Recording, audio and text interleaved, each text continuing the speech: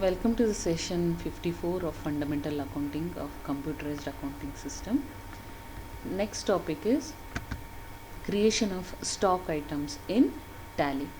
How we create stock items in Tally. We'll see this. Again, it's a steps. By steps we can do this. In first step, we have to go to the gateway of Tally and then we have to choose inventory info. In that inventory info, stock items will pop up. Again we have to select stock item. In stock items you have to go single stock items. Again multiple stock items is also there. Now we want to create single stock item, then go for create. Once we select create, next step is choose the stock item under inventory system, create, and then we have to enter it. We have to accept it, then it will be created. What? A single stock will be created.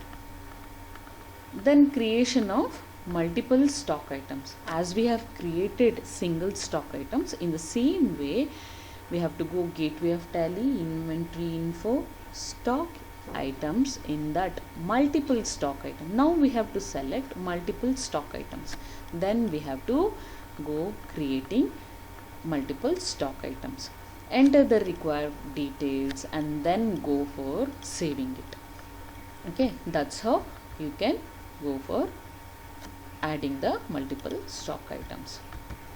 Then we'll go for here creation of stock groups.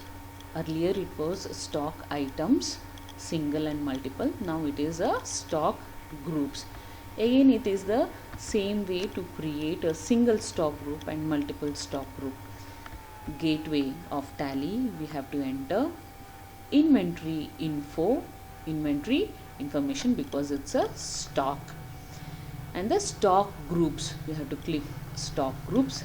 Here single stock group, that was a stock item earlier, now it is a stock group, single stock group. Once it is done, we have to create. We have the option to create a single stock group. We have to enter required details and then we can create. We have to save it, accept it. Then there is one more option. As we know, it is a multiple stock group. How to create a multiple stock group? As we know, we have to enter the gateway of Tally because it's a stock inventory info. From there stock groups, it is a stock groups. So from there multiple stock groups. Earlier it was single stock group, now it is multiple stock groups. After that you have to give the names of multiple stocks. Whatever the stocks is there, you are taking the multiple stocks, stock 1, stock 2, stock 3, or you have a name for this and give the names and create, update it. You can alter it, or you can do many groups in this multiple because it's a multiple groups.